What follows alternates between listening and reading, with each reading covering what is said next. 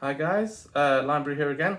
Just a quick public service announcement. A lot of times you go on a homebrew forum and stuff and asking for like priming calculators, etc., how much sugar to put in your beer when you prime it.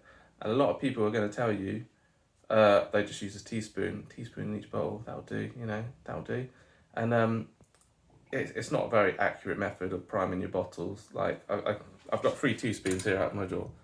This one here, see, it's a fairly small teaspoon, probably the normal size teaspoon. And this one here, also a teaspoon, much bigger. And then this one finally, also a teaspoon. This one's like almost a dessert spoon size. So now, if you were going to use the small teaspoon here, I can weigh it out now. You're probably going to get, what was that, 5 grams it says for a teaspoon. So let's have a look in my drug dealer scales right now. Full teaspoon of this, 5.9 grams of sugar. Now I've just been priming these bottles for my porter, and each bottle 2.3 grams of sugar. So already there, with the smaller teaspoon, we've got over twice the amount of sugar we actually want in our bottles. Now what that's going to do, whilst obviously it will carbonate your beer, but it will be too much. Like, have you ever gone to a pub and had a fizzy porter? You know, it's not what you want. You want loads of gas. It's not a wheat beer. You don't want a big foamy head, cascading over. And, it's great in a wheat beer, not in a porter. You want it smooth and cask conditioned and, lightly carbonated. Now, the other thing as well as it not being like the correct amount of carbonation for that beer you've got, is you're going to get bottle bombs.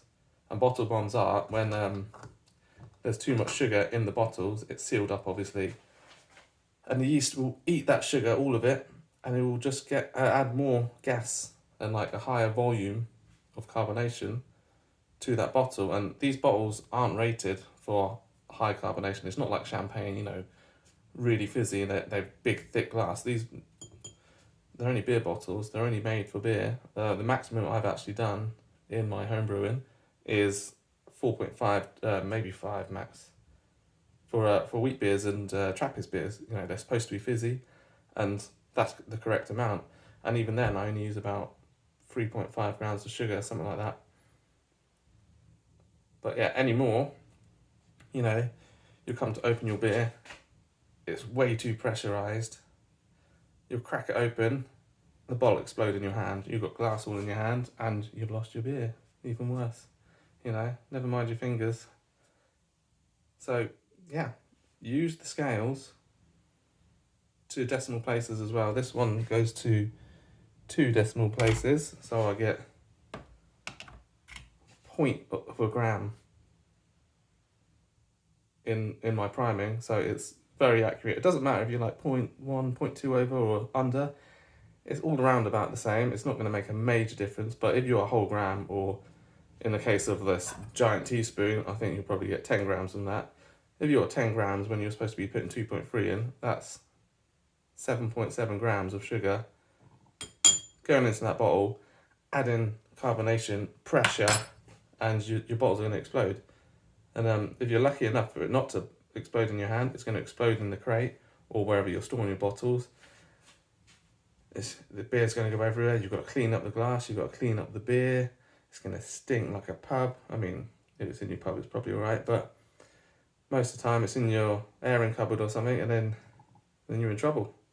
So don't use the teaspoon method to prime. Use the scales. So yeah, that's it. If you've enjoyed the public service announcement, click the bell, subscribe, like, leave me a comment if you want. Tell me your experiences of beer exploding. I've had a couple. The mango beer I made, the mango got caught up in the airlock, and when I went to rescue it, exploded all over my face. Not glass though, just luckily the liquid, and I lost about a litre of that mango beer, which turned out to be an amazing beer. But sad to lose those 2 bottles. They would have gone down nicely. But anyway, like and subscribe. I'll see you next time.